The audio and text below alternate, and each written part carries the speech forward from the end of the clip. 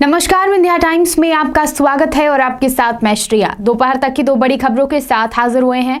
पहली बड़ी खबर की बात करते हैं। उत्तर प्रदेश चुनाव, विधानसभा चुनाव से पहले मध्य प्रदेश सरकार अलर्ट हो गई है। बता दें कि यूपी में होने वाले विधानसभा चुनाव के पहले मतदान के खत्म होने के निर्धारित समय से 48 घंटे पहले व मतगणना के दिन उत्तर प्रदेश राज्य से सीमावर्ती मध्य प्रदेश के क्षेत्रों में मद्य निषेध के आदेश मध्य प्रदेश वाणिज्य कर विभाग ने संबंधित कलेक्टर्स को जारी कर दिए हैं। इस आदेश के मुताबिक उत्तर प्रदेश राज्य के सीमावर्ती जिलों से 3 किलोमीटर की दूरी तक के क्षेत्रों की सभी शराब दुकानें बंद रखी जाएंगी। शराब की बिक्री पर सख्ती से प्रतिबंध लागू होगा। सीमावर्ती जिलों में मदिरा की दुकानें यानी शराब दुकानें, होटल, रेस्टोरेंट, क्लब और बाकी बिक्री स्थल जो हैं शराब की बिक्री और सेवाओं पर प्रतिबंध रहेगा। गैर मालिकाना क्लब, होटल, रेस्टोरेंट जिनके पास शराब का लाइसेंस होगा उन्हें भी इस अवधि में शराब बिक्री सेवा की अनुमति नहीं होगी। जो व्यक्ति इस आदेश का उल्लंघन करेगा उसे 6 महीने का कारावास और 2000 रुपये जुर्माना और दोनों का प्रावधान है।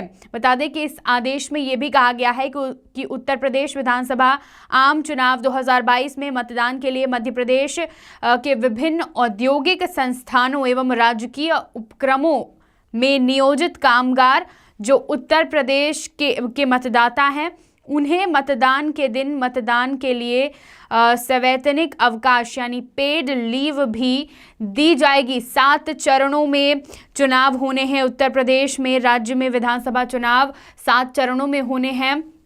10 तारीख को यानी परसों पहला मतदान किया जाएगा। उसके बाद 14 तारीख को 20, 23, 27 फरवरी और फिर 3 और 7 मार्च को 7 चरणों में ये चुनाव संपन्न होंगे उत्तर प्रदेश में। तो इसके लिए मध्य प्रदेश सरकार भी अलर्ट हो गई है। सीमावर्ती जिलों में शराब की दुकानें, होटल, रेस्टोरेंट जहां पर शराब बिक्री के लाइसेंस हैं उन सभी पर प्रतिबंध लगाने के आदेश भी जारी कर दिए गए हैं।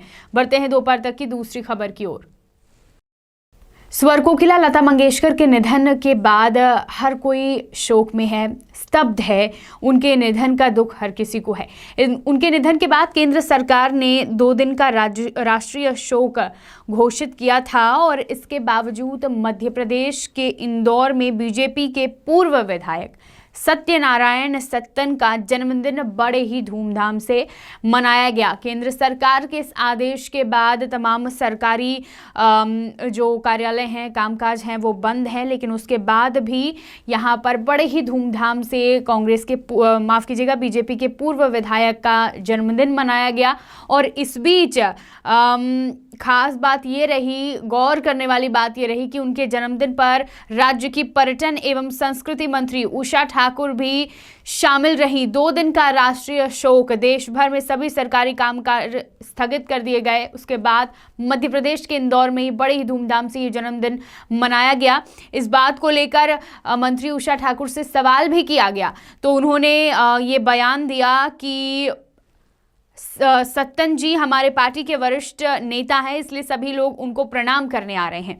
वहीं सत्यनारायण सत्तन ने भी जन्मदिन को लेकर एक अजीबोगरीब बयान दिया। उन्होंने ये कहा कि कोई घटना घट गई तो उसमें जन्मदिन का क्या दोष है, जन्मदिन तो पहले से तय रहता है, इसलिए मेरे प्रति लोगों का जो प्रेम है उसकी अभिव्यक्ति लोग कर रहे हैं। इस पूरे मामले पर कांग्रेस भी हमलावर हुई बीजेपी पर। राष्ट्रीय शोक के बीच कांग्रेस के प्रदेश सचिव राकेश सिंह यादव का ये कहना है कि सत्तन खुद राष्ट्रीय कवि हैं, उनको खुद सोचना चाहिए कि लता मंगेशकर के निधन से पूरा देश शोक में डूबा है। उनकी वजह से इंदौर का पूरे विश्व में नाम है।